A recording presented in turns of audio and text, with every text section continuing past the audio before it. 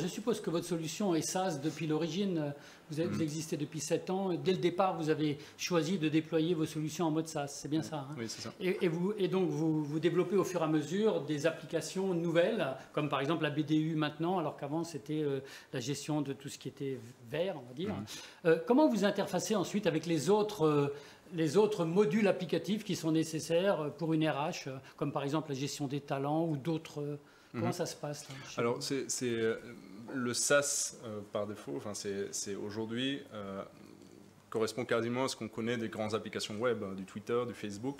Donc, ce sont des architectures techniques qui sont très ouvertes, qui s'interfacent très facilement avec d'autres données.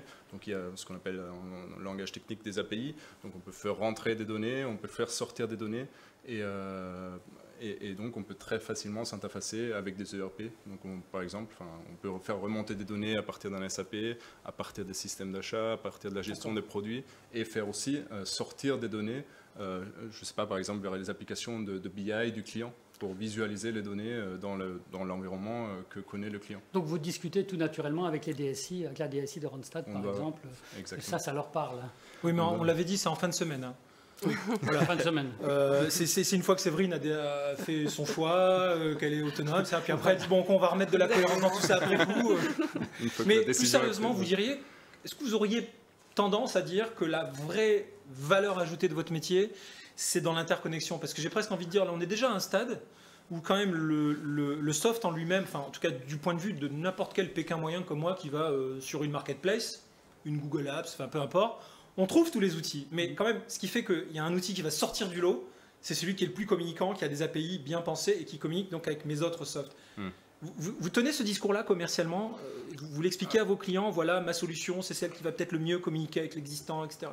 Alors nous, on a trois grands points qu'on met en valeur envers nos clients. Le premier, c'est le service. Donc on est vraiment le service au sens large. Donc on est avec nos clients tout le temps dans une logique de continuité. Donc nos services se consomment sous forme d'abonnement. Donc, ce n'est pas une boîte qu'on donne aux clients et puis après on s'en va et on s'en occupe plus. Donc, on parle vraiment tout le temps à nos clients. On a des clubs utilisateurs, on est avec eux, on a des équipes qui peuvent appeler. Le support, par exemple, est illimité dans le service de Vertigo. Donc, on est les seuls à faire ça. C'est ce que Louis Simon aime bien appeler le service as a service. J'allais dire, Frédéric, mais comme merci. Comme je le savais, j'ai pris un malin plaisir à enlever les mots de la bouche. Donc, ça, c'est indispensable pour le SaaS. Donc, ce n'est pas une technologie, c'est du service.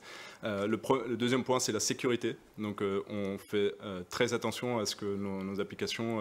c'est vraiment un métier chez nous à part, qui est la sécurisation de nos données. On a des pièces, par exemple, du Rafale sur nos données, sur certains modules. Donc, nos clients, évidemment, nous demandent à ce que ça soit sécurisé, l'hébergement en France, etc. Et... donc ça c'est un point... Mais moi j'avoue que excuse-moi si je peux te couper, j'avoue qu'en tant qu'RH, ça va être la première question que je vais poser, va être attention, comment vous me garantissez la sécurité de mes données. Je vais faire passer, par exemple, on est en réflexion sur la revue des talents, quel outil utiliser. Ma question, ça va être si je poste toutes les qualités de mes potentiels, de mes hauts potentiels, avec finalement toute leur attractivité. Comment est-ce que c'est sécurisé? Comment est-ce que le transfert dans le tube va pas partir ailleurs?